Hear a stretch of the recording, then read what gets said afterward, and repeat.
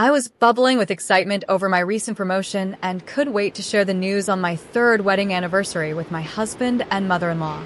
But what happened next shattered everything I thought I knew. Instead of celebration, I was met with anger so fierce it took my breath away. In an instant, my husband stood up and slapped me hard across the face, leaving me reeling on the floor in pain and disbelief. In that moment, a fierce determination ignited within me. I knew I had to escape this toxic relationship.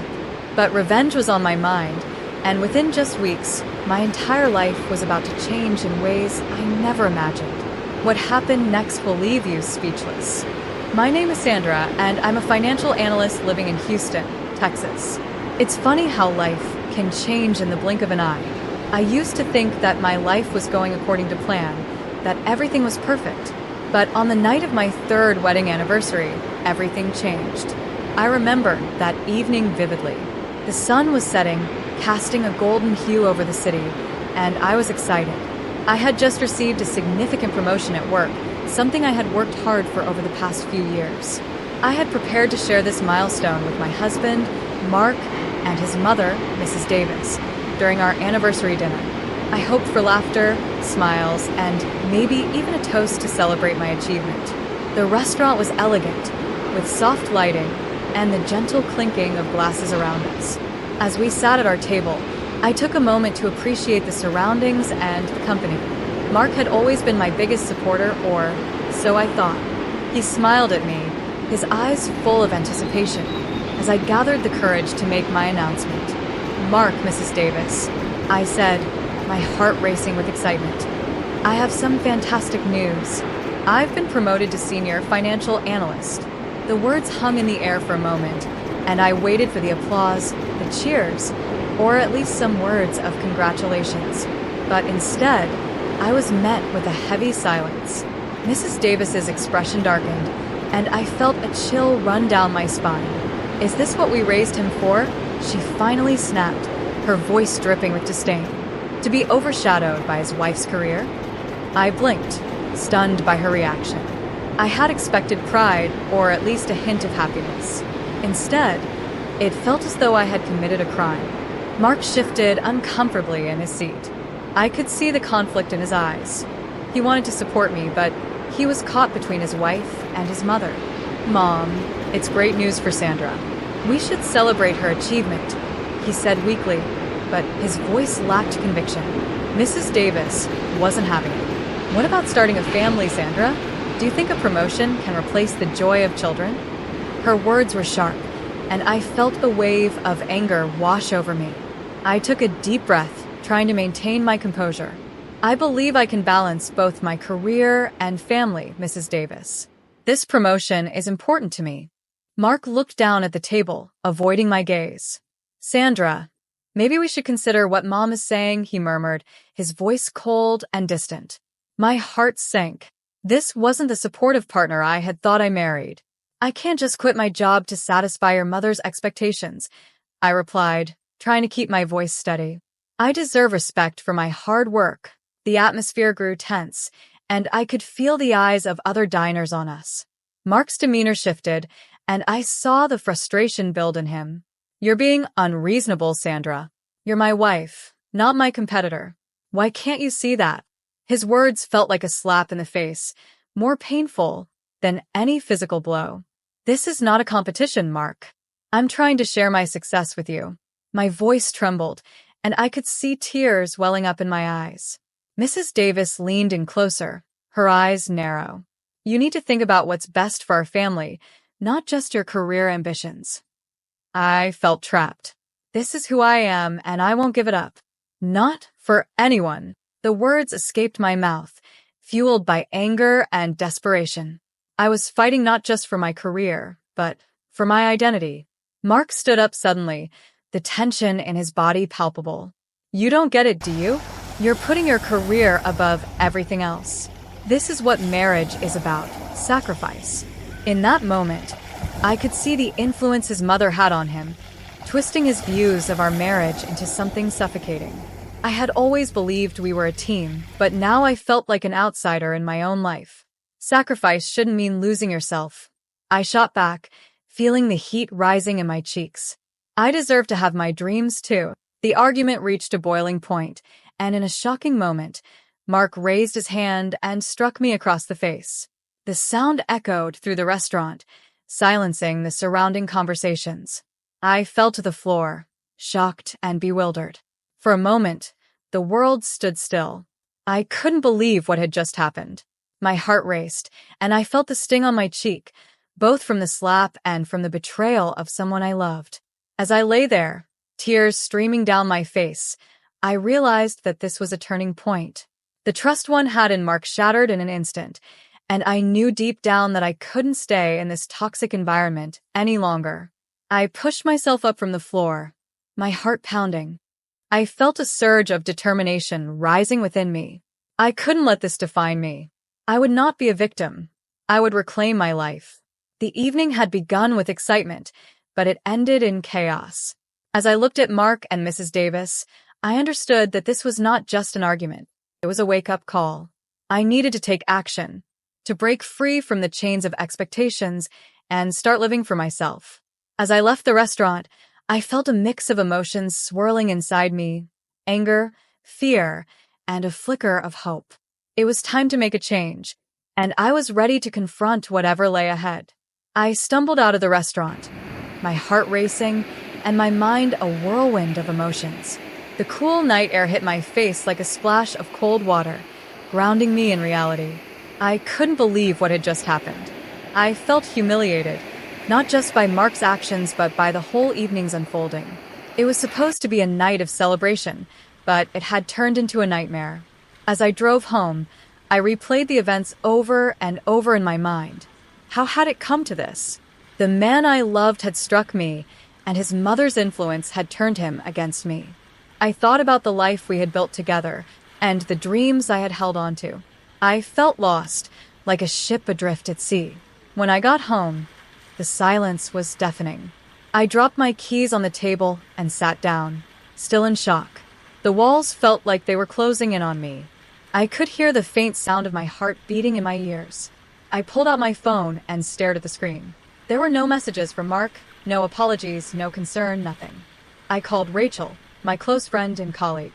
I needed someone to talk to, someone who would understand. After a few rings, she picked up. "Sandra? Is everything okay?" Her voice was filled with concern. "No, Rachel, it's not okay. You won't believe what just happened," I said, my voice trembling. "What happened? Are you all right?" she pressed. I took a deep breath, trying to steady myself. I announced my promotion at our anniversary dinner, and it all went downhill from there. Mrs. Davis exploded, and then Mark, he hit me. Silence hung in the air for a moment. "Oh my God, Sandra. Are you hurt?" she asked, her voice rising with alarm. "I'm fine physically, but emotionally, I don't know," I admitted. "I feel like everything I believed about our marriage has just crumbled."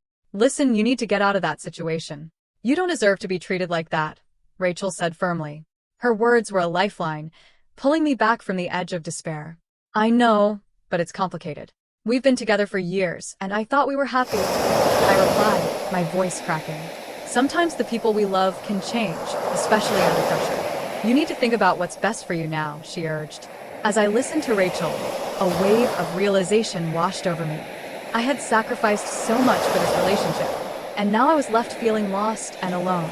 "I think I need to talk to a divorce attorney," I said finally, the words tasting foreign yet liberating. "Do it. I'll be here for you every step of the way," Rachel assured me. "You deserve to find happiness." After hanging up, I felt a mix of fear and determination. The thought of taking that step terrified me, but it was also empowering. I knew I had to reclaim my life, and that meant making hard decisions. The next morning, I woke up with a heavy heart but a clearer mind. I called a divorce attorney recommended by Rachel.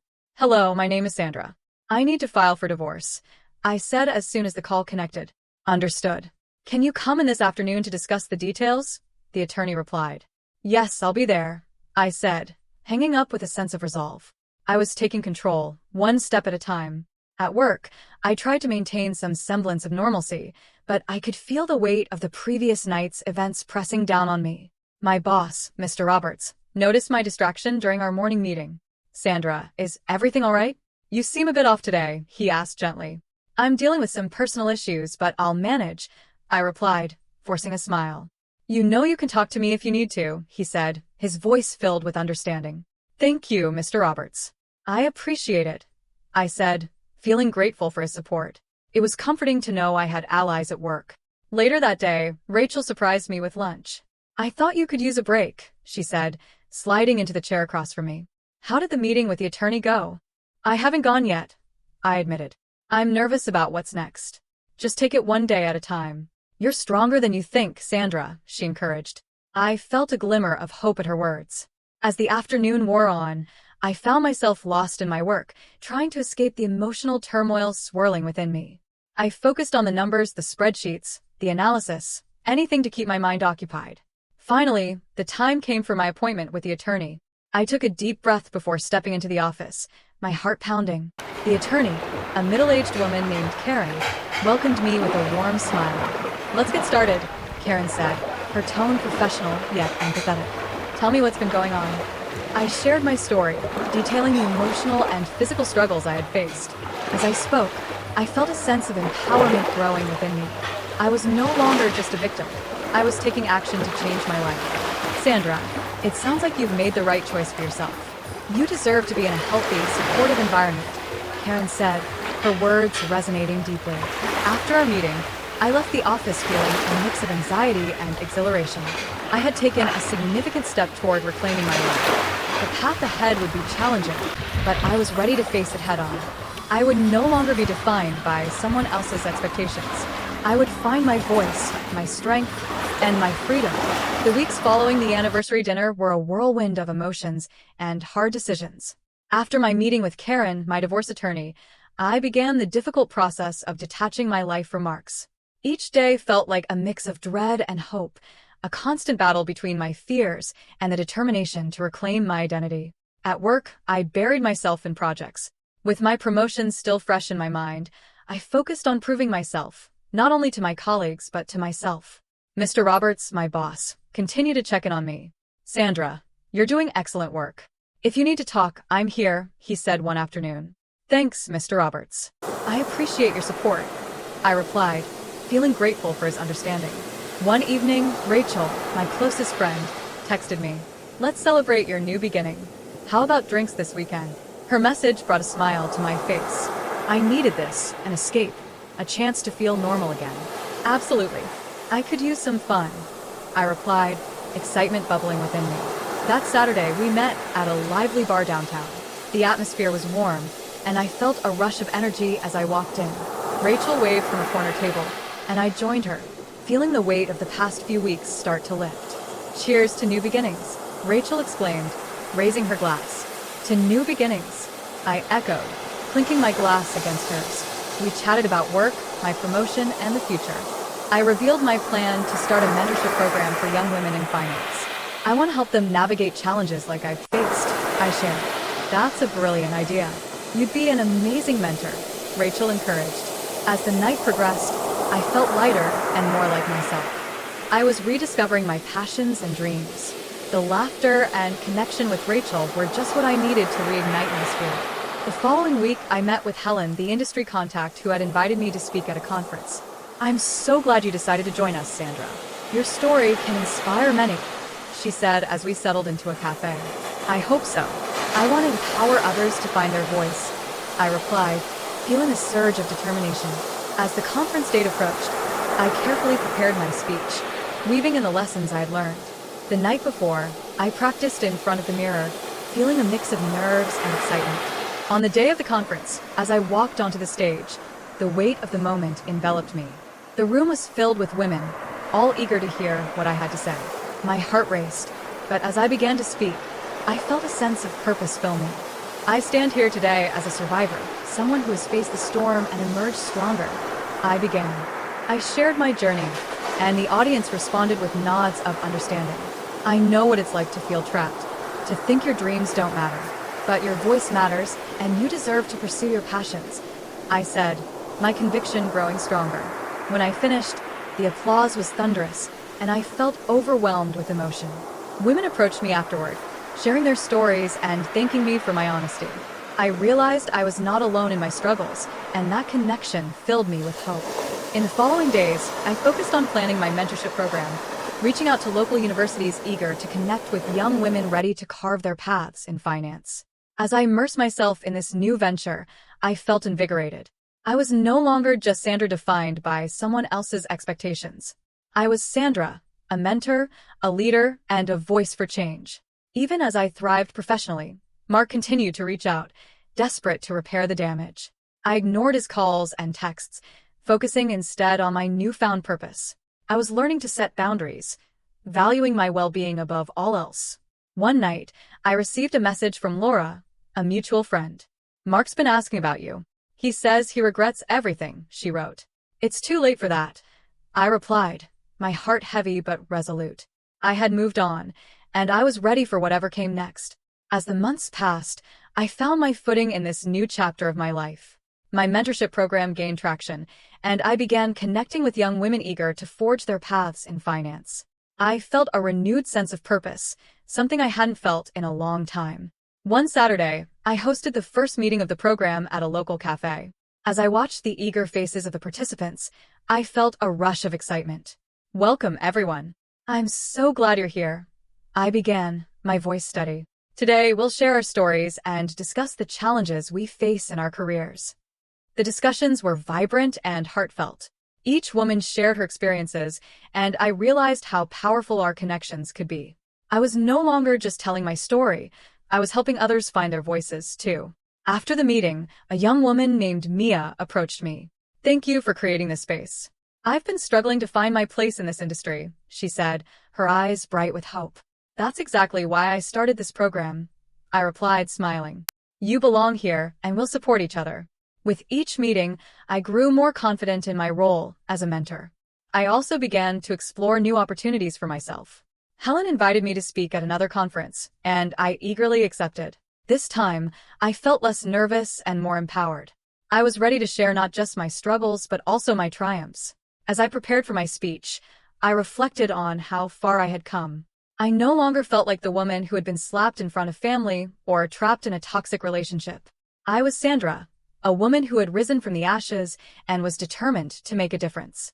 The day of the conference arrived, and as I stepped onto the stage, I felt the familiar flutter of nerves, but they were accompanied by excitement.